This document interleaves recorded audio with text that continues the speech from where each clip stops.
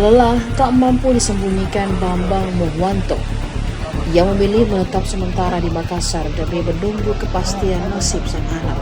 Dwi Murdiono diketahui menjadi salah satu korban kecelakaan pesawat ATR 42500 milik Indonesia Air Transport. Bambang, ayah Dwi Murdiono, menempuh perjalanan panjang dari kota Malang bersama anak ketiganya Tarmizi. Ia berangkat sejak siang hari setelah menerima kabar bahwa putranya tercatat sebagai salah satu korban pesawat.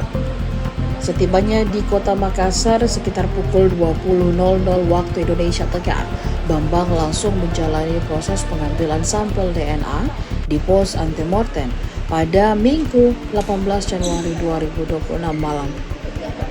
Pos tersebut berlokasi di Dokes Polda Sulsel, Jalan Kumala, Kecamatan Tamalate, Kota Makassar.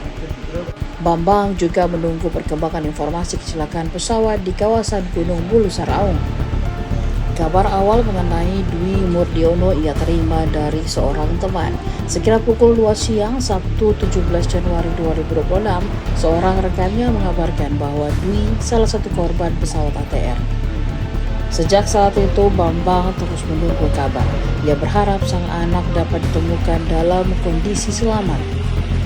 Namun harapan itu dibayangi kecemasan ketika Bambang kembali mendapat informasi bahwa segera berangkat ke Makassar untuk keperluan identifikasi korban.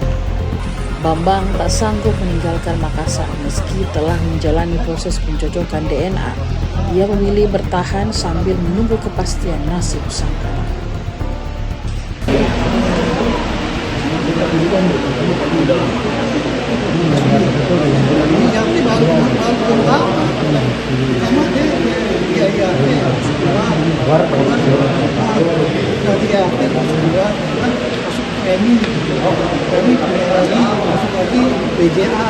Download Tribun X sekarang, menghadirkan lokal menjadi Indonesia.